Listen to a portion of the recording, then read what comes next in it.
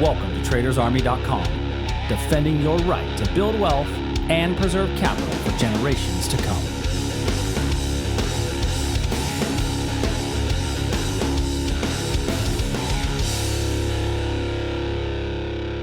Yeah, Wednesday. What's up, everybody? Wednesday morning. Welcome to today's edition of the Daily Market Commentary. I'm your host, Chuck Fulkerson, as we're going to do what we do each and every day, identifying potential breakouts and reversal trades in the same 12 futures markets, with the S&P up 25 points this morning. The Nasdaq has already gotten new all-time highs while you were sleeping. So let's go ahead and dive right in.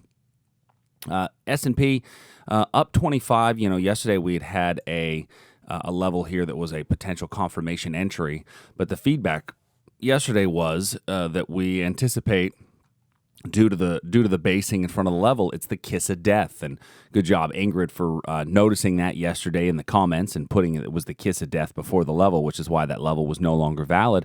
And then once we got above this high, our trend then changed. Our big picture trend changed back to an upward trend. So our upward trend was really intact at that point, which makes this potential wick over wick level another confirmation entry. So what we've essentially done is now set ourselves up with quality demand levels down below us, and the best one in my mind being right here at the European market open, where we saw this explosive move. Now this is a speed candle, and we typically anticipate these speed candles to get reversed, and so this becomes a potential demand area on a decent pullback. Other than that, we would look for a potential basing area breakout above the new all-time high.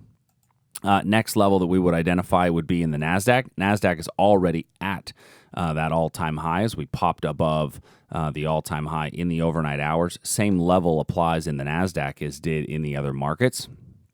Now, if you happen to be awake, maybe you caught, as this was chopping sideways, a little bit of the breakout, but there is now potential on a pullback into this region here. There is another nice level down in here, but it's very, very far away. So both of our markets back into strong upward trends as the fear from the coronavirus, I guess, has passed. Seems like the market has decided to move on. No big surprise there. I was really, I will tell you, I was kind of hoping for a deeper pullback when we started to get it. I was hoping for a little bit more depth of pullback into this region here, but we rallied up, and so I'm not gonna dwell on that. I'd rather look for new opportunities as the market kind of reverses course, and that's ultimately what we're doing. So looking for where are the good opportunities on some sort of a reversal in the RUT and the Nasdaq. Crude oil yesterday, we talked about this level in here in our update. We had posted that it's probably about petered out, and that's exactly what it did. It gave you an opportunity to get out, take some profit before then coming back down, hit it again and rallied up a second time. So now this level is very dead to me, and I need to look for its next stopping point on the downside. Now, I did put this in here as a potential reversal if price rallies up into this 52 region. Not sure if we're going to make it that high since we were unable to get anywhere near there yesterday. I think the level's still valid, but we might even have a potential breakout area below here. Let's see what price looks like when it gets back down into this 50 range. Crude oil gold yesterday sold off very hard. So we did have a long in gold. One of the things that we did was we posted an update.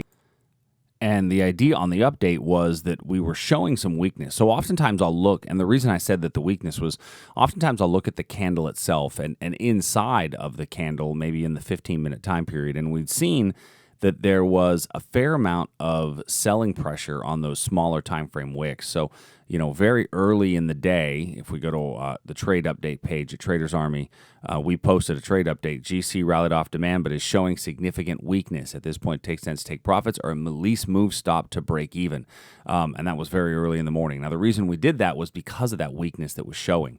Now, it did, however, come into the next level down below, and that next level down below, it just blew right through that area for a very quick stop out. So the gold has now, gotten, look at this on a 4-hour chart, looking at gold, we've gotten a little bit of a sell-off, and I think there's a potentially that we rallied up, a little bit more than expected on the coronavirus fears, and as people are kind of settling in with the news and seeing that it's, I certainly don't ever want to say that it's not as big of a deal as people envisioned, but it's certainly not causing the markets the turmoil that it initially was, I guess is the better way to put it. So, looking at that, I would say that, now you're probably better off looking at shorts if price comes back up into quality levels and zones.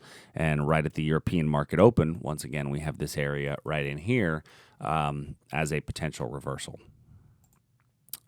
So going to our bond markets. So we did have a bond level yesterday that came into our zone and it touched the level, and then we got a nice little move away. Now, at the end of, after our 6 candle rule, it pretty much had gone nowhere by about 1 or 2 o'clock in the afternoon. So the idea at that point is to take your stop and move it to break even. It did give you an opportunity to take a little bit more off the table before the overnight sell-off. So you got a little bit of a run in that piece, but based on our 6 candle rule, you definitely move your stop to break even, at least take some off the table. And now that's off that 4-hour wick over wick level, and that's why we put it in there, is because this is kind of the last hope for a long, and this is the way you want your trends to reverse. Now remember, the reason we had looked at this as showing some weakness was the fact that our momentum indicator was greatly diverging away from what price was doing. So since that occurred, now I'm going to take a look and say, okay, if we get a rally up to a smaller time frame supply level, it might make sense to look at a short. Well, look at this long wick down we have here and this move back up followed by another move down. This is a smaller supply level on a smaller time period. So if I go now from the hour to the 15, we have this area here that could act as a reversal. The downside to that level would be, we got this very long wick here. We rallied back up. The next candle price came down here and rallied back up. So it's a little bit of an already retested level. And I don't normally go to 5-minute charts, but that's what this green candle here is telling me, right? So not a whole lot of great opportunity in there. I think you're better off maybe even looking for a potential breakdown below here if we get the basing inside of that region. In the Aussie, so the Aussie's gotten a little bit of momentum yesterday as we've gotten a little bit of a rally higher inside of the Aussie. If you go to the 4-hour, the 4-hour chart is starting to give me a little bit more strength to the upside. So knowing that all of these supply levels up above become confirmation entries, if we have indeed a 4-hour upward trend, which is what it looks like we've formed. And so I need to be a little bit cautious of any of the shorts that are up above me.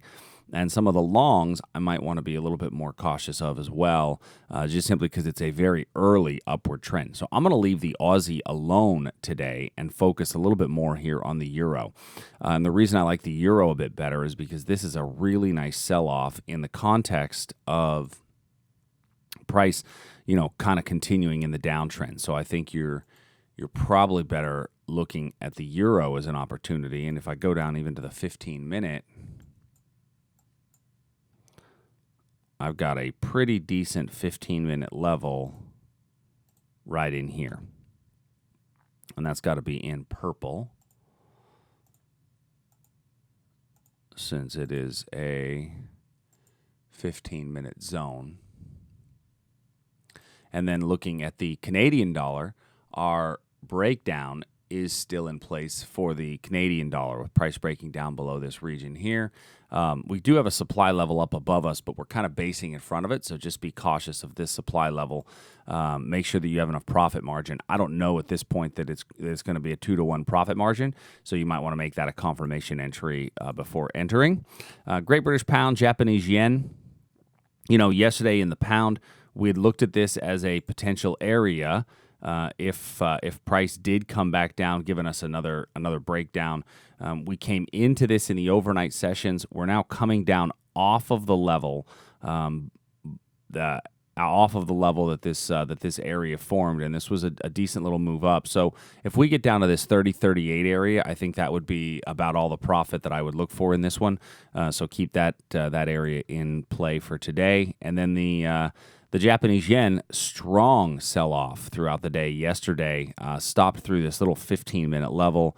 It's coming now to this hourly zone, but our 4-hour trend is definitely this lower low, lower high coming down after this lower low, lower high. So this would be a confirmation entry if indeed you're still interested in it. I am not, just with that momentum of that bigger picture downward move.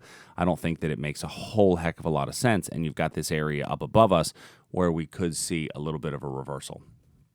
So, I think the moral of the story here is that some of our equity markets are rallying very, very hard, whereas some of our currency markets are also giving us a little bit of a rally. Gold is falling, bonds are falling, and so this would be the correlation that would be standard in some of these equity markets. But don't try to chase. Wait for price to give you the right entry, and this would be our next demand level somewhere down in here. As far as tonight goes, we have a live trading and answer question and answer session.